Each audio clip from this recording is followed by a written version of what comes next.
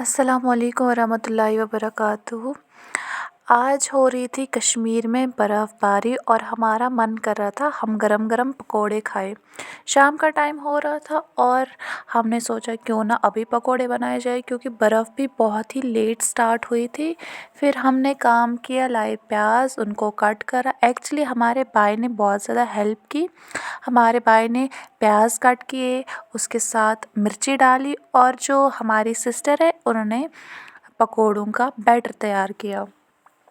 और बनाते बनाते हम अर्तुगरुल गाज़ी देख रहे थे, जिसमें हमें बहुत मज़ा आ रहा था। और वैसे पकोड़े बनाने में टाइम भी बहुत लग जाता है। जब तक हमने पकोड़े बनाए तब तक हमें डिनर करने का टाइम हो गया था, लेकिन हमने फिर भी पकोड़े बना के खा लिए।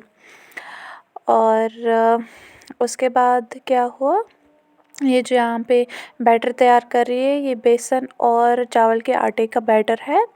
फिर उसके बाद मैं बाहर निकली थोड़ा स्नोफॉल को एंजॉय करने के लिए। जब तक मैं अंदर आई तब तक इन्होंने सारा बैटर और सारे प्याज काट लिए थे। बैटर रेडी हो चुका था और हमने तेल गरम किया, इसमें हमने ये पहला पकोड़ा डाला और इनकी बहुत ही अच्छी इनकी खुशबू थी। उसके बाद हम इनको फ्राई कर रहे थे। फ्राई करने के बाद हमने इनको एक छन्नी में निकाल के पूरा तेल स्ट्रेन किया। और ये एक्चुअली हमारी सिस्टर बना के दे रही थी, जो कि बहुत ही स्वीट है, हर काम मानती है और किसी काम के लिए इनकार नहीं करती है।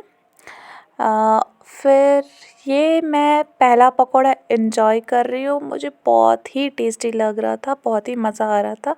और ये हमारी सारी फैमिली मिल के अब पकोड़े खा रहे हैं।